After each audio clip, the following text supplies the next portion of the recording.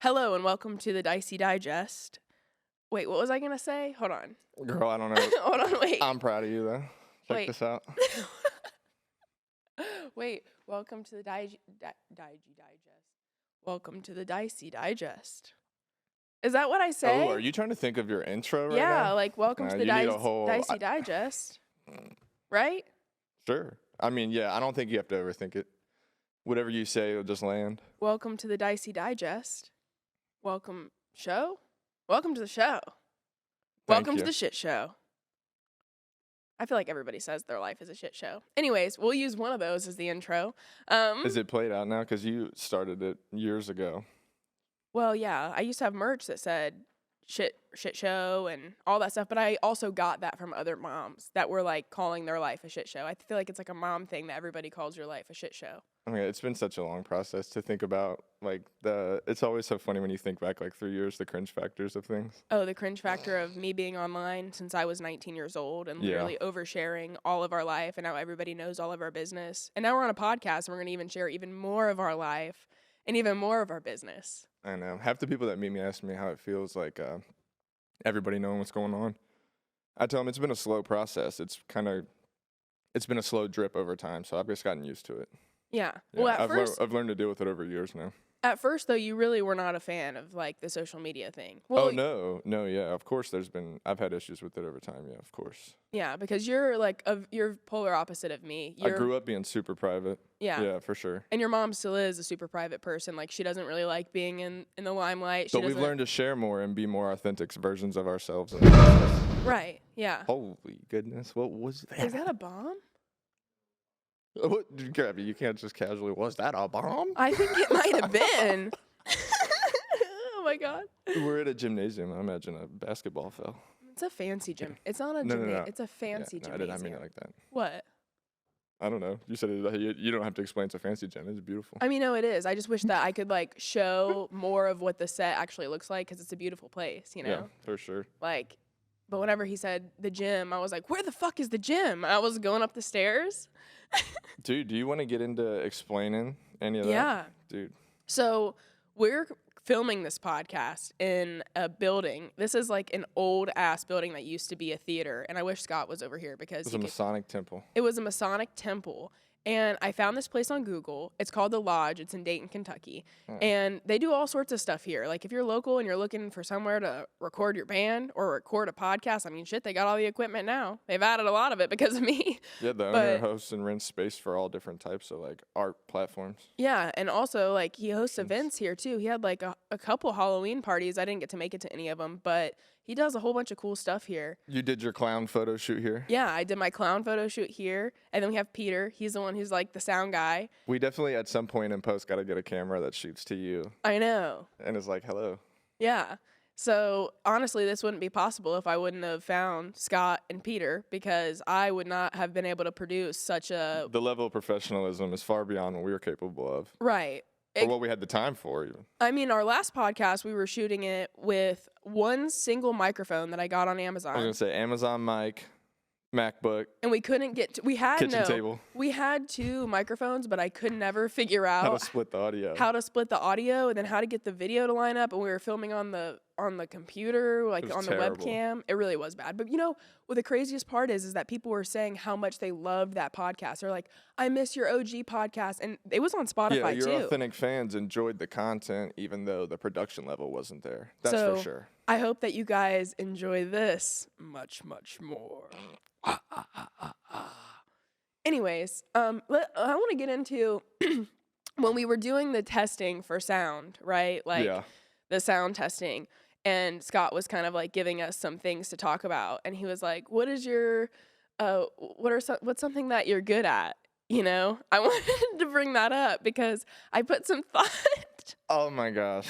I put some thought into it because you made me feel terrible about that. Like, good. I'm glad I made you feel terrible. So when we were recording the sound, like testing the sound and making sure that this was all gonna like be good, one of the questions was, what's something that, you know, each of y'all are good at? And we had to answer it. And whenever... Which camera do I look at right now? The white camera over there.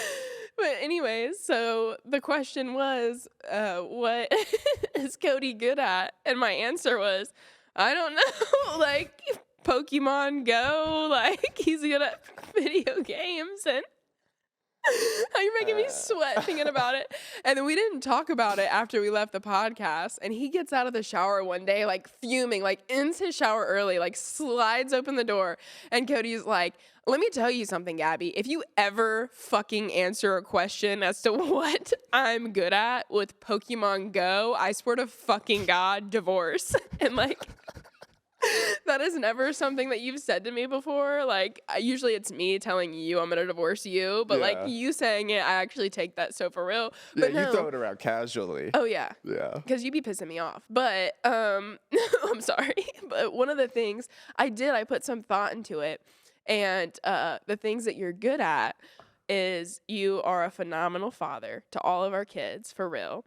Thank you. You're great at cooking comfort foods like the chicken Alfredo and like all the meals that you cook that are like our OG comfort meals. The core memory comfort foods for all of our kids. Yeah, because if it weren't for you, we would not be getting as many home cooked meals. Let's be for real right now. There would have never been a traditional home cooked value in our family. Yeah, because I mean I cook meals, but I'm more of like, like I'm cutting up an avocado and spreading it on some toast with like a cracked egg over top of it. You're more like I'm getting chickpea-ish today and I'm gonna make this crazy salad. Or my soups that you get pissy kids are about. Gonna be into it. Yeah, like the last time I made soup and you were like, this is fucking disgusting. Our whole house smells like this fucking chicken soup. Why the fuck I never said the soup is disgusting.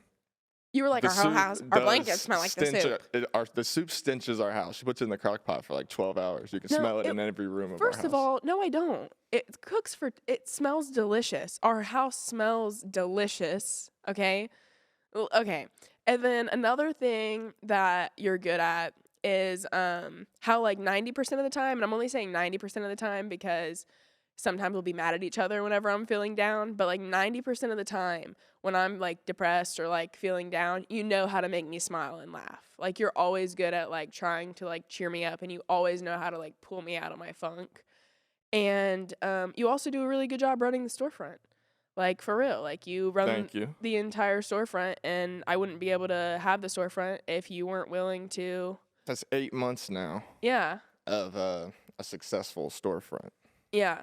And always being willing to adapt to like me, because you're kind of go with the flow, even though we butt heads sometimes, but like you being able to like go with the flow of a lot of things. And like, you're running the storefront, and then by a fly of a hat, I'm like, I need you for this, this, and this, and this, and I don't like this, and I don't like that. And you're just willing to like go with it, even though you do get frustrated with me and I get frustrated with you. Yeah. But like you really have adapted to everything really well. And a lot of people think that you are still a stay-at-home parent. Yeah, like, because I don't think that we've really talked about that on TikTok very much, about how... Well, if you post content in the storefront, I'm typically not there or involved because I'm with the kids that day. You know what I mean? Right, yeah. Mm-hmm. Also, I don't think a lot of people know that you work the storefront, like, majority of the days that we're open. Unless, like, you actively come and shop with us, they wouldn't know that... Yeah, the people who've been to the store know. Yeah, they know that you're there. Especially the people who come consistently to our store that I have, like, first name friendship relationships with and, like, talk to people. Yeah, because for the first couple of months, Cody was working the storefront by himself just because it's... Yeah, exclusively. It's hard to find employees that you can trust to be, like, for me, being an influencer, it's hard to find employees who aren't crazy. Not to, like, be weird or anything, but, like, people, even if they don't know about me on social media, they'll find out about me on social media. And the demographic for people who want to work in a tie-dye shop are usually younger kids who have the flexibility to work those hours. And so once they find out, I feel like people start acting differently. And I don't know, it's hard to find a good quality employee to work a storefront. And then we found Kevin. And if we would have never found Kevin, I mean, shit, we couldn't have kept going with just one person working in that store. We got to pause it. Gee, there's a fly buzzing around the drink and you. Sorry. And it's going to be in that. And it's fine. I know, but it's... My aesthetic is trash. I know, that motherfucker. Wait, also, before you completely caveat to employees in the store, thank you. I appreciate that. I appreciate you actually then, saying, let me not just, shoot out a bullshit answer, think about it, and then do it all right here. I appreciate that a lot. Yeah, I do. I notice when, things that are going on in the world have an effect on you, and I try to step in and think of something or some way to communicate with you about it to, shit's going to be all right. Yeah. Yeah, I do make sure I do that. But you're right, though. Some of the times what you're mad about is me, and then I'm not very helpful in those times. Yeah, that's why I said 90% of the time, like, whenever I'm in a funk, you can pull me out of it. And then the other 10% of the time, I'm in a funk because of you, And you're in a funk because of me, so we really can't pull each other out. Right. And, yeah, super thankful for Kevin. Kevin is now the saving grace running our store with me. He is the manager. I love to call him that. He's the manager now. You hype him up and then get mad at him when he gets a big head. That's so funny. It is. But I feel like that is the relationship between, that's like an employee and boss relationship. No, you and Kevin are like besties. Yeah, no, we are, though. Like, we are good friends. Yeah. We've grown into good friends, like, through working together. Oh, yeah. I mean, sure. Cody and Kevin, I always make a joke, like, anytime that they get into a tiff at work, I'm like, just kiss and make up already. Because literally. You do not say that. Yes, I do. You do not. Yeah, huh? Yes, it's a running joke. What's really funny about the whole thing is that Kevin is like, your bestie, right? And then when you're trying to talk shit to him about me, he sticks up for me. He's like, girl, no, he's not. No. He's like, just leave my man alone. You know what I mean? My God. So funny to me. No, I hate that because Kevin really, what is that? He's Switzerland.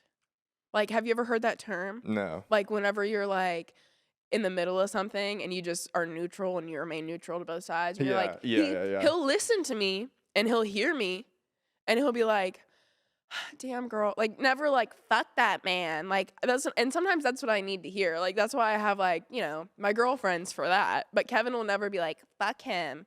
Yeah, and in regards to it's always with hiring people at this point, you've had to look to people that already know what's going on in our lives and sort through that, because you can't understand how someone's going to react to it if they don't know, trying to hire somebody randomly and then they find out about your huge followings on social medias, or you don't know how someone's going to start acting. So it's just worked out best for people to know in front of it. And then I've also about your situation. And then I've also had like employees who have worked for me in the past who have been like, my friends, and that's where it gets hard for me, is because I like to make friends with everybody. And I like to build relationships, and I like to have all these relationships with people, and we're having a messy. Friendsgiving with every single person that works for us today. Yeah, today we're having Friendsgiving. I'm going to Honey Baked Ham, and I'm picking up some honey baked turkey and a 1/4 pound of ham. And it's going to be delicious. And it's in Kevin's new apartments, hosting everybody. Yeah. It's going to be great. So, but no, it does get hard whenever we're trying to find new employees. Like, that's why, everybody who works for me right now was, like, a huge fan at one point. So Tiffany was one of the first people that I hired after the falling out with when my whole life changed, bitch, back in March.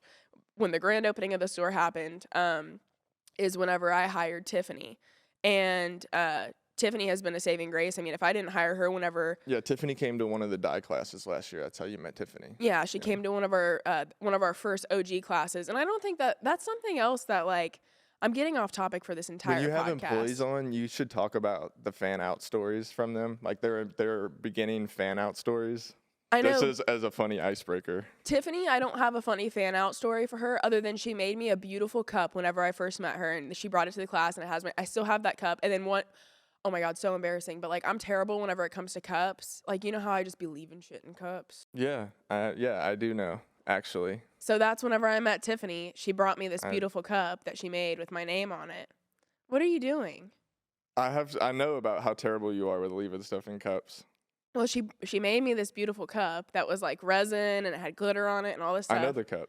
Yeah, and then you know where it's at right now? Because I've been looking for it. No, I don't know where it's at. I think it's I don't know where it is either. But I think it's on that wooden drying thing behind our sink. I think it's just leaning right there. Yeah. Because I brought it home after this traumatic event happened. It's been home forever.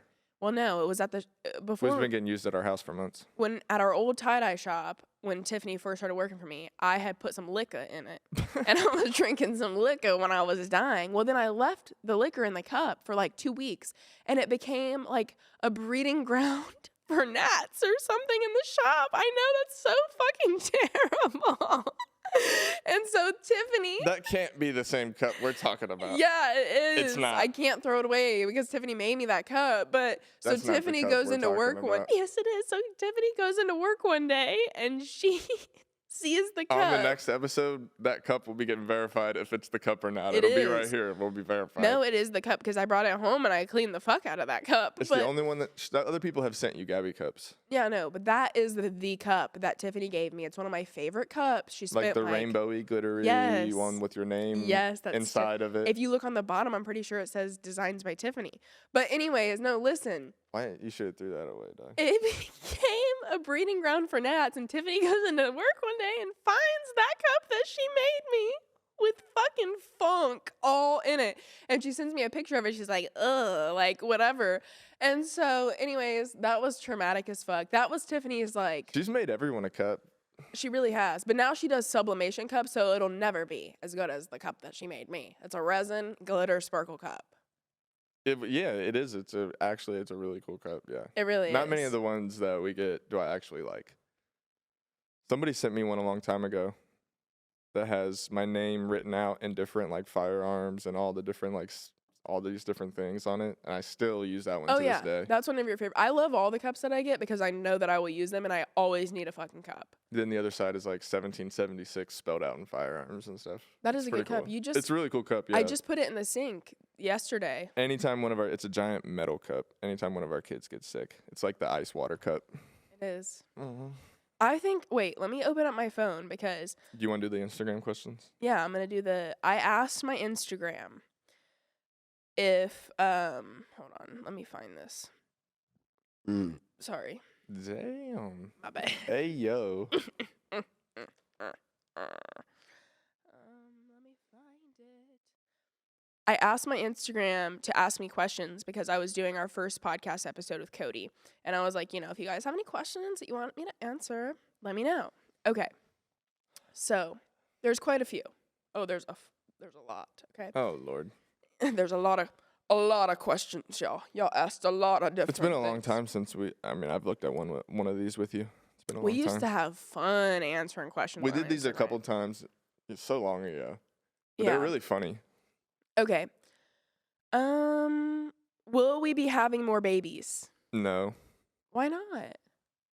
We joke about it, but just 4 is enough. Restarting now. Zelma's literally almost 4. What are we gonna do? And also, she'll be 5 and have another baby? No, I'm good. Here's my thing about like having too many kids is like having 4 kids between the two of us. I feel like we don't even get to have enough individual time with the kids, like with having 4. Like, so if we had 5, like it would just be like it's almost unfair at that point to our kids. Yeah, I don't know. All the kids that are older than Zelma, finally Zelma's old enough. You know what I mean? So she's so much more independent now that it's giving us more free time to have individual time with our older kids again. Yeah. And to start that process back over, our older kids would be gone. Because for a while it was rough, like having 3 kids that were like, 6 and older, like and an infant, like not that it's unfair, and I'm not trying to like crap talk people who do keep having kids. Like if you want 1 million kids, you can have them. But in my brain, like, and me and Cody, like we get burnt out just with the 4 kids that we do have and the 50-50 custody schedule, and I still don't feel like, but also we're working a lot. And, like, it's just hard to get enough individual time with the kids already. So, like, having a 5th kid would just be almost selfish just because it's, like, we really need to, like, focus and spend time with the kids that we do have, because they deserve our time. Yeah. That's just how I view it. Imagine asking, I don't know, I feel like people that have 4 kids don't get that question. People don't go, are you having more? I feel like that, I don't know why people ask us that. Like, we've done our part. They want another Zelma. They want to see another Zelma. She's great, but no, thank you. And also, I have to have like C-sections when I have babies. Right. Yeah. That's another thing that pelvis. Every time me and you do get past all that and go, ooh, have another kid. We go, thinking about having you to have another C-section and heal again, and that trauma to your body. Thinking about me being pregnant makes me want to jump off a cliff. Yeah. Like, doing all that to your body again. I don't think that I could handle being pregnant in the state of life that we're in right now. Like, whenever I was back in a stay-at-home mom, like, and just chilling at the house, and, like, you were working as an electrician, like, fine, maybe I could be pregnant again. But now, I'm already no. Okay, next question. We didn't even make enough money then to have a stay-at-home parent. We were just forced into the scenario. Oh yeah. Right? You know what I mean? We were not able to afford a stay-at-home parent, but we just had to have one because we had 4 children and then And COVID. it was COVID. Yeah, then COVID. Well, and then Becky was sending me jobs at the school that I could take. There was like a job opening at whenever I was a stay-at-home mom, but it just never would have worked because we had like 3 other kids. But it was at the high school down the street from the shop, and they have a daycare there. And you could there was like a job. Yeah, I know about it. Yeah, there was like a job needed, and I could bring Zelma to it. But it's actually really messed up because that was the first school in Kentucky to have a daycare at the high school, and people used to get mad and like protest about it, and that's what pisses me off, that people were like protesting and whatnot. And it's like, would you rather the parents, like these teenage parents, not finish their education? Like that's what you would prefer? You know what I mean? Like what, bro? Yeah, I mean if my school would have had a daycare, I probably would have made it a lot easier. But thank God. That pisses me off so much. But thank God But it's a thriving program now. Yeah, I was about to say, thank God that they do have that program there because it's heavily used. You know what I mean? Yeah. I feel like we've already talked about this question, but it says, how did you and Cody meet? And we met on Tinder. So many times. And we were both in the military. Yeah, we were both in the Army, and we were both on Tinder. And we were both just running around. And that be happening. Yeah, that'd just be happening. I mean... Then we really liked each other, obviously. Gabbie played some games with me because she was, like, immature. And then we, fell in love. It wasn't that I was playing games. It's just I wasn't trying I'm just kidding. I was just, trying to live my truth. I was just trying to live my truth. And commitment scares me. Yeah. So, but then, once you took me to Target that one day, we were inseparable ever since. You took me to Target and you were like, dang, you have a nice butt. Remember? Hey, yo. You remember that? Yeah, no, actually, I do. I do very actually remember that. Yeah. Okay, wait. I met your mom the day I met you. No, you didn't. Yeah, that night. Oh my God, yeah, I remember. You were drunk in my passenger seat, weren't you? Or no? Yeah. No, because that was after you bought the BMW. That's not true. Oh. That was... Oh, I thought you pulled up like that night. No. That's right. That was... I used to pick you up... It was pretty soon. No, I used to pick you up from your barracks, and you would have a cup of Sailor Jerry's every time I picked you up. That's what I'm saying. The red flags with you were astronomical. They were everywhere. And that's why... Same with you. No. Don't get me started. What were the red flags? Oh, I'm offended you would ask. What were my red flags? I got a list. Yeah, and I don't want to list yours. I'm not talking anything bad about you. Sorry, that's so funny. Okay, anyways, but we both were. I mean, we both had a big old red flag just waving around on our head. Yeah. It was terrible. Okay, wait. Let's see. Next question. Do you guys still do date nights? As much as we can. But not really recently. We've been busy as fuck. We need to get back into it. A lot of times, even if we could have a date night, it's there's some work that needs to get done. There's some kids that need to be taken care of. Yeah. There's some house that needs to be taken care of. There's some businesses. Yeah. There's some bills that need to be paid. For real. Yeah. Like today, we could be going on a date. Maybe we can go on a date after this. We might. A lot of times we'll squeak in a lunch when we can together. We do have more lunch dates these days. Like lunch dates, or we try to squeak things in when we can. But at the end of the day, when I have free time, I try to utilize that to progress and grow, and that's hard. But I feel like I'm getting to the point where I've already reached peak burnout. I just realized our date nights are always with the kids. Yeah. We take the kids on date night. Yeah, I had a date night the other night with the boys, went to Urban Air, ate Buffalo Wild Wings, and it was so chill. I love spending individual time with our kids. For sure. That's one of my favorite things. It's definitely over now, over the last year that Selma's become more and more independent, and with your dad's help more and more. Yeah. So much more individual time with the kids, and it's been amazing. Our relationship with all of them has just been thriving and thriving. Yeah, so. Wonderful. Our date nights are usually big, too. We'll randomly have, a big date night. Or, we'll randomly just, pop out to Great Wolf Lodge for a weekend on a whim. Yep. That was back in the day, though. We haven't been to Great Wolf Lodge, and I'm kind of over Great Wolf Lodge. Yeah, we did it enough times, honestly. Yeah, it was fun, though, the first couple times that we did it. They've never updated or changed. We not start going in on it. We love Great Wolf. One time they sent the wolf to my room with a pizza. And they were like, we love you. And they put like balloons or something. I think it's great for families to do it like twice. Yeah. But then you kind of get burnt out on it. It's just. Because it's the same activity. It really is like a one-time experience going. I don't know. So much fun a few times. A few times going there is like next level out of this world. It's like taking the kids to a resort. You know what I mean? Like we went to Mexico and went to a resort. It's like taking the kids to a resort. Yeah. Mexico and it's was nice. which is super fun, but as the kids grow up and they've done it a few times, it's like whatever. Yeah, okay. Exactly. Let's see. Hold on. This is a good one. How do you navigate forgiveness in our relationship?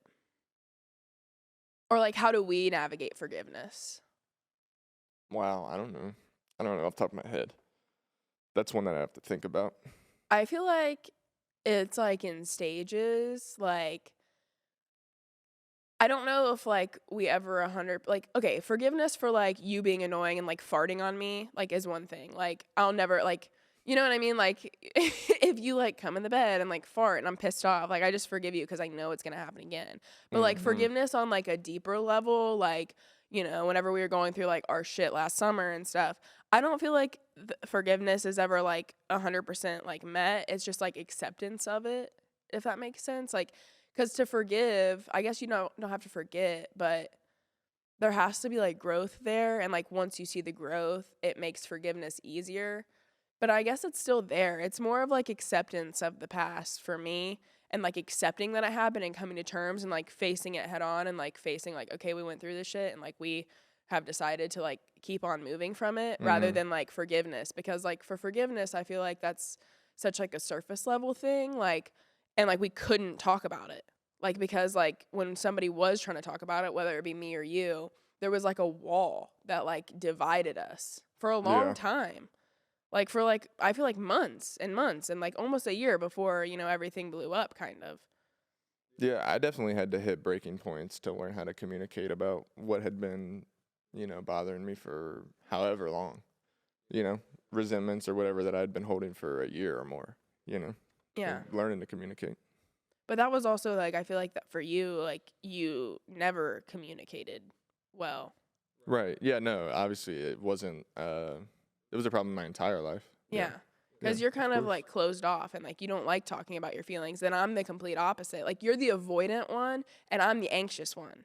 But again, here, I've grown really far from that, I think. Oh, yeah. No. Yeah, I think I've grown really far from that. I mean, still, like, I feel like you're still kind of closed off in a way. Like, you still do, like, have, but that is, like, I feel like it's a personality trait, too, that I've had to, like, learn about, like, on TikTok, I think I learned about, like, there's avoidant personality types, and then there's anxious personality types. So when I get upset, I'm a fucking, I need to talk about it right now. I need what's wrong? What's going on? And then you're like, what the fuck? Like, and then you're avoidant. When you get upset, you close down and you want to be left alone, right? Yeah. And then when I get upset, I want to talk about it and I want answers now and I can't wait.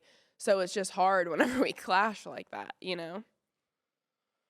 Yeah, I have always needed, like, when I get upset, I need a moment. Like, I need time to process how I'm actually feeling because I don't handle my initial emotions right.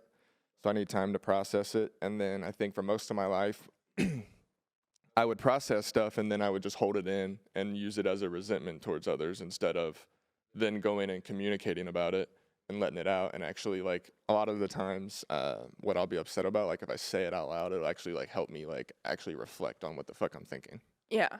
Yeah, so I can't explain enough the communication. Yeah. No, but you actually really saying how you feel. I've been trying to tell, you know, even with my relationship with my kids lately, because sometimes my kids don't want to talk about how they're feeling.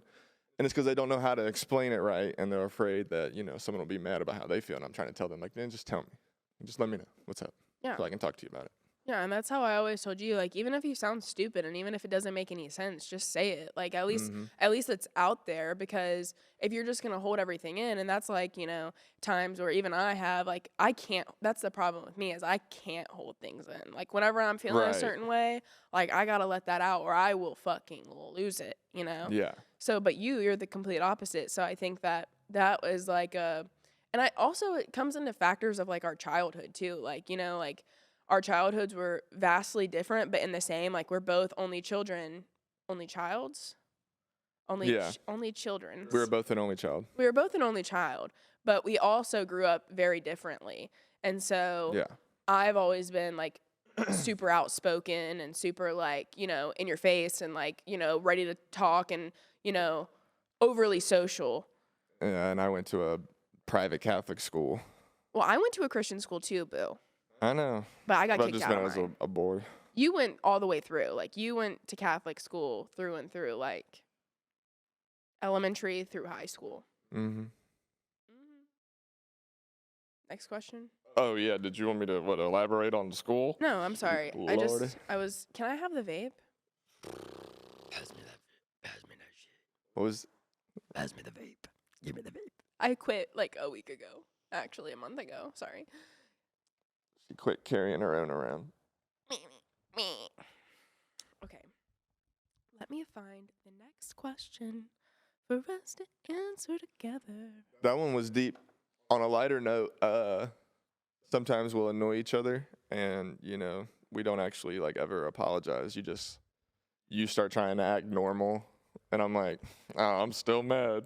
Like, don't be trying to ignore me. Well, because you hold That's grudges. That's what I'm saying. I hate that shit. Because it's like... They're saying, how do you navigate forgiveness? Like, most people in relationships don't apologize. They say they just start trying to act normal. Yeah. It's funny. It's you do that. Yeah, because it's like... And then you'll still be mad. And I'm like, what? And you're like, don't be coming over here trying to fucking love on me. We're going to have to talk about it and apologize, and then we can move on. No, you'll be like, don't be trying to fucking love on me. And it's like, about, like, what are you talking about? Like, why can't I be loving on you? And then you're like... You were just a fucking bitch in the kitchen. And then it's like... Well, you paint me out so bad. I did not talk like that to you. We do call each other bitches. Sometimes. Yeah, we do. But I'm not painting you in a bad light. I'm not saying that it's bad. I'm not saying, like...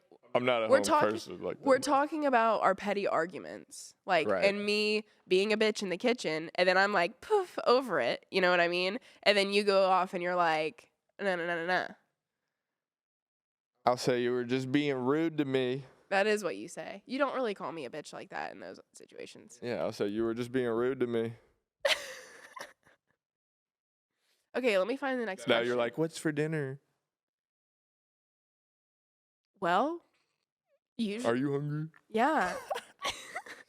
You're the one who cooks dinner, usually. Unless we get, like, buco to go. Buco de pepe. Shout out to Buca de Pepo. A lot of people want to know if we're having more kids. Oh, here's a good one. Does the rumors and drama have an effect on y'all's marriage? No. No. Not the rumors and the drama, because we know what's true. And, like, everything that is true, we've already talked about and we've already put out there. Like, all of our business. Yep. Like, we've already talked about it. So, like, the rumors and drama, like, we can like, me and Cody know what's real and what's not real. No, let's be serious. It's not even that deep. It's not even that deep. No. Do any rumors affect your relationship? Absolutely not. Could care less. No. Unless they're true. But they're not. But they're not. So, sorry, I keep burping. Oh, has it been hard for Cody since he opened the shop, or has he adjusted well? Adjusted well. Yeah, I feel like there was definitely an adjustment phase. Mm-hmm. Adjusted well. It's been great. I feel like in the beginning we love the shop. We were both beat to shit. Yeah. Beat to shit and button heads, but it's been good. Yeah, there was some long nights of running the store and then dyeing clothes all night and then going laundromat and then getting the kids around and getting the store back open in the morning. And there then was Zelma not of wanting to go to sleep until 1 a.m. Oh my God, dude, we've been through it. Do you regret not having a big wedding? And can we see some wedding photos? Well, there's no wedding photos. But do you regret not having a wedding? Well, who would we have fucking invited when we got married? I mean, we'd known each other for 3 months when we got married. And who are we going to invite? Your ex-wife who you just divorced 10 days prior? No, honestly, you know what I mean? Like, yeah. No, I mean, we had to elope. We got that BAH and BAS baby, though. We got that apartment. Period, po. That apartment. Yeah, no. Like, I'm on the same exact page as you. I want to go do one, like, just us again in Vegas. Yeah. Love that. Want to do that so much. And also, I feel like a big wedding would be so awkward. Like, I don't know. So awkward. Like, I'm not. huh? Yeah, no. You don't want to get, like, can you imagine, like, all. Now? Yeah. Doing it now? For what? You know what I mean? Like, But can you imagine for the just, spectacle? like, for the spectacle, like, for everybody to watch? Yeah. I mean, but I do understand people who do want a wedding and, like, want all their friends and families Right. there. Like, I get it. But for me, like, I don't think that I would be able to, like, seriously, like, look at you in a wedding and, like, read my vows to you, like, seriously, like, in front of everybody, like, you know, can you imagine us reading our vows to each other in front of our friends and family? And, like, What trying friends? So funny. Yeah. Everybody else, like, that's one of the things, like, Gabbie has no friends other than, like, and it's like, I do have my friends back home in North Carolina that, like, I still keep in touch with, but it is hard to make friends. Like, my best friend of 20 years stabbed me in the fucking back. Don't have her anymore. Like, all my OG friends, like, I have most of my OG friends from North Carolina still that, like, when I go back home, I see them. But Yeah. But other than that, I mean, and same with you, like, you have, like, your OGs, but you don't really hang out much because we have so many fucking kids. Yeah, definitely. Like, family consumes, like, social time. That's, like, the biggest block right there. It's just family. And even family the friends, time or social time, it's family time's going to win every time. yeah, and even the friends that I do have, like, let's say, for example, Kevin, like, we never have time to just, like, shoot the shit and hang out. Like, I can name, like, maybe 2 or 3 times that we've hung out. Other than getting meals in between work periods. Right. It's like in between working one thing and another thing, you get a meal together. Yeah, and I think that we went and, like, sat at the hilltop one night together, and that was actually us hanging out. Right. And then, I mean, the other night we watched an episode of Shameless after working together. Yeah, now you never know what. Now when you, like, meet people, you don't know, like, what people really want from you. Or what their intentions are, because, like, somebody will seem. People are genuinely hiding intentions in your day-to-day life. Like, and people think that I exaggerate that shit, though. But it's so for fucking real. It so is for real. Yeah. Yeah, you have to be more guarded, genuinely. Okay, let me see. Where was you guys' first date? What's the name of Shogun. the hibachi? Shogun. We went to hibachi together. I picked Cody up from the barracks, already my drunk. barracks. He was already drunk. And We got hibachi. we went to hibachi. I paid. And I think that that's why Cody was so, like... I found, hey, mommy, pick me up. Take me to get some food. My favorite food? Take me to hibachi? That's my favorite And food. I was the DD, so I picked you up. You were already lit. You went to there. And I wasn't 21 yet, so I couldn't drink anyways. Yeah. And, I mean, you got more lit at the hibachi place. And then we drove back by your barracks, picked up your stuff, and then you stayed in my barracks room that night. Pound Town. Just left Pound Town. For real. And then I thought that I was never going to see him again. Because that's whenever I tried to ghost you, remember? Yeah, which was it was ironic. Because I was super into you. I know. And then you kept hitting me up, and I was ghosting you. And then you were like, you called me out of the blue one day. And you were like, hey, I'm trying to clean my car out. No, wait. Yeah, I couldn't believe that it was actually like a setup. So one of my, like, lame excuses of, like, recontacting her was I was new to Fayetteville. She was actually from Fayetteville. So she was just at Fort Bragg where she was from. 910, baby.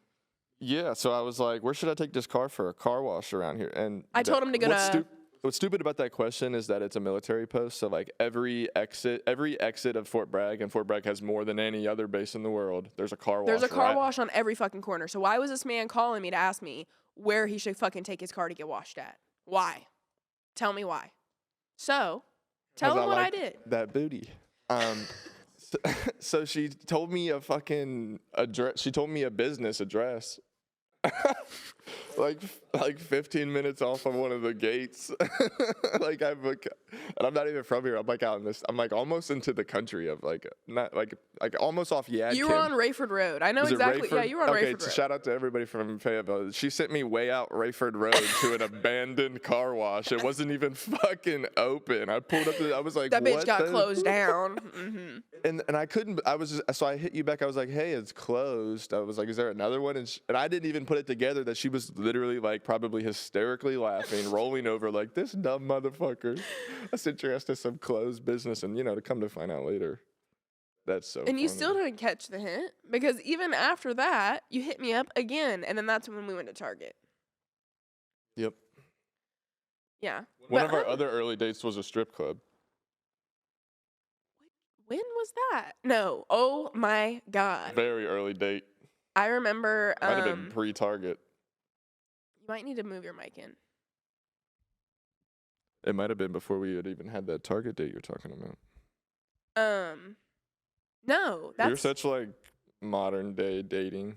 Oh my God, we met on Tinder. We like, hooked up first day. Fucking go to get food. Go to Target. Like our next date's Target. That's so funny, dude. No, wait. I remember. So no, the Target was when we went to Target. Okay, first date was Shogun. Then we went to Target. That was when we like actually started talking and like actually started like, becoming inseparable because it was like from me and you were just like shooting the shit. Yeah. And then it went to we were married. We were like married. Like we were inseparable. Like once we actually like I was actually into you. Yeah, I guess you got over the fear of thinking that I was just trying to hit it and leave or something. I don't know.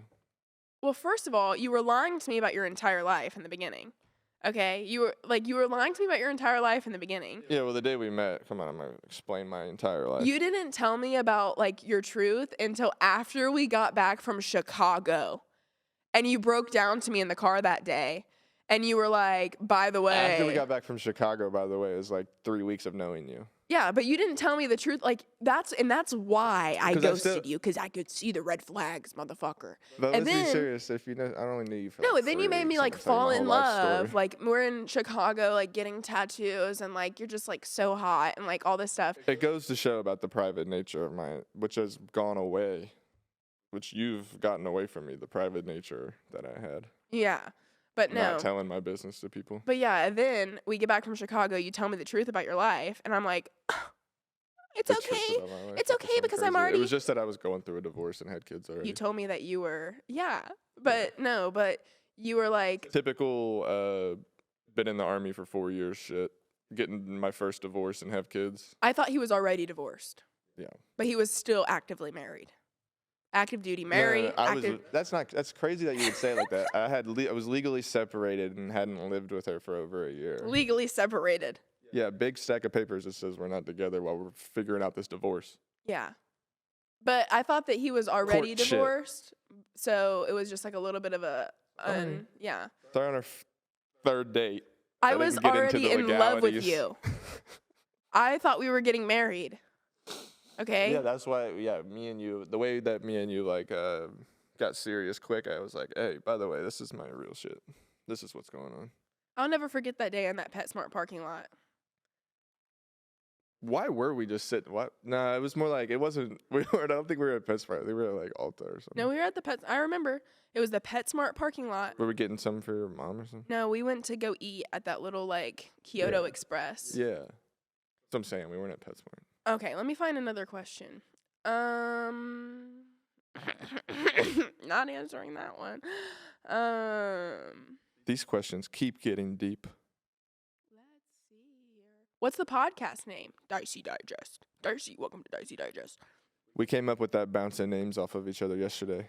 Texting names back and forth. Well, me trying to be subtly not roast anything that you said, and then you be like, that name when I say what? Bossed up by what did you say?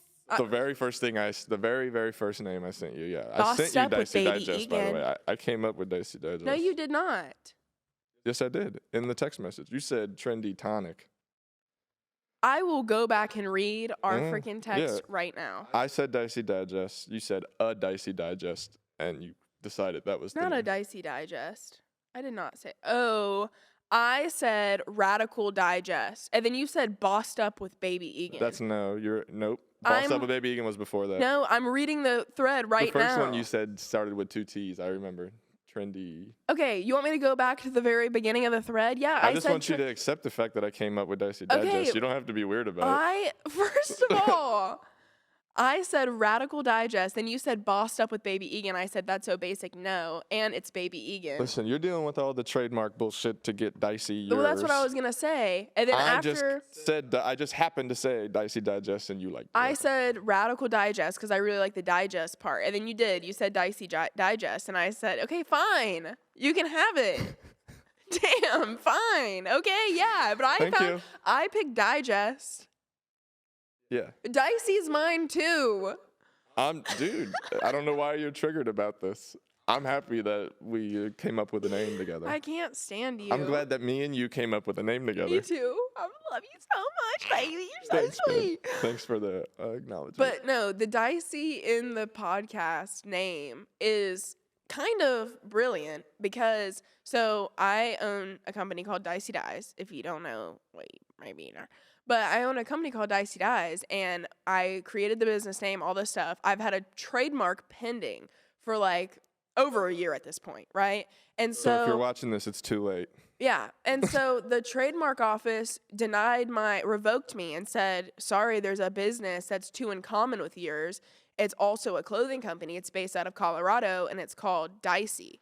And I was like, what the fuck? And so I look up this company. My attorney looks it up, whatever, reaches out to this company's attorney, and I ended up... Who filed their trademark initially. I ended up having to buy... Yeah, I ended up having to buy out the entire company in order to trademark my shit. So I bought out the entire company. Thank you, Dicey, for selling it to me. I appreciate you so much. And now my trademark is about to go through. So there's no more competitors in the market for my trademark. Yep. So say all that to get to the point that you have Dicey Digest trademarked, but to branch off of Dicey Digest. Yeah. And I think the digest is like, well, one, I have tummy issues, so like that's kind of cute. But digest is like, whenever you're like too much coffee. When you're like digesting information, like you're like, I do abuse coffee. Yeah. I mean, it's the only way I get through the day. That's probably a relatable thing. For a lot of people, I feel like. Too much coffee and digestion issues. Okay, let me see.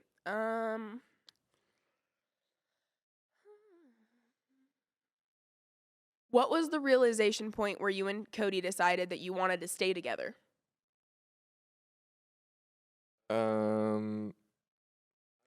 Like you said, I don't know if we're gonna use any of the footage from when we were just sound checking and whatnot, but like you said, we choose it every day. Oh no, that was a TikTok lately. You said we choose every day. Yeah. It's there's never like one point, okay, I'm going to stay with them no matter what forever, because things can change. You know what I'm saying? So it's a constant decision to stay together. Yeah, I agree with you. I feel like it's like well, I'll tell you my thing that made me decide that I wanted to stay with you.